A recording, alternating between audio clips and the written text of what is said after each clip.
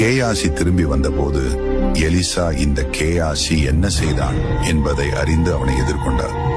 கேயாசிக்கு தண்டனையாக நாகமானை விட்ட குஷ்டரோகம் இப்போது கேயாசியை பிடித்துக் கொண்டது மற்றும் அவரது சந்ததியினர் அனைவருக்கும் தொழுநோய் என்றென்றும் ஒட்டிக்கொண்டது.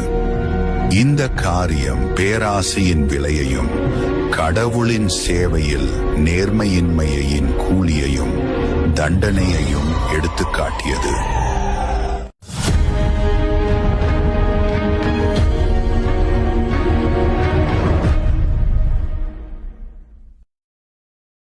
எலிசாவின் சீடர்கள் தாங்கள் வாழ ஒரு புதிய இடத்தை கட்டும்படி போகிறோம் என்று சொல்லி போனார்கள்.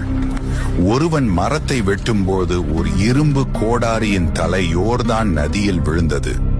நதியில் அதை இழந்த அந்த மனிதன், ஐயோ என் ஆண்டவனே, அது கடனாக வாங்கியது என்று கூச்சலிட்டான். எலிசா அமைதியாக ஒரு குச்சியை வெட்டி தண்ணீரில் எறிந்தான். கோடாரியின் இரும்பு தலை அற்புதமாக மேலே மிதந்தது.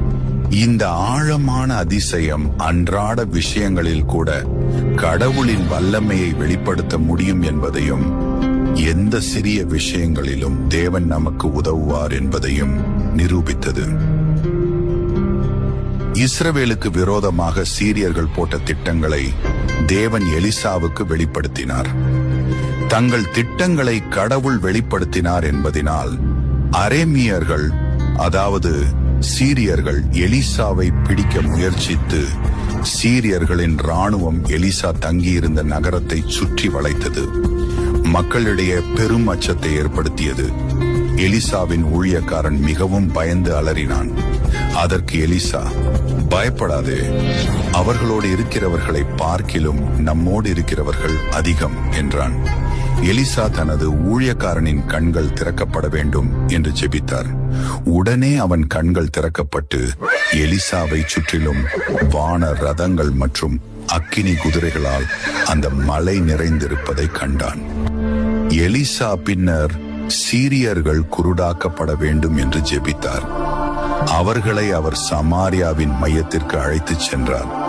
அவர்களின் பார்வை மீட்டெடுக்கப்பட்டவுடன் அவர்கள் இஸ்ரவேலர்களால் சூழப்பட்டிருப்பதை உணர்ந்தனர். எலிசா அவர்களின் உயிரை காப்பாற்றினார். சீரியர்கள் இனி இஸ்ரேலை தாக்கவில்லை.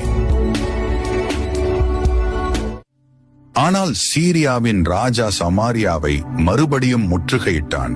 அதனால் இஸ்ரவேல் தேசம் முழுவதும் பஞ்சம் உண்டானது. மக்கள் மிகுந்த பஞ்சத்தில் ஆழ்ந்தனர். நரமாமிசம் பெருகியது.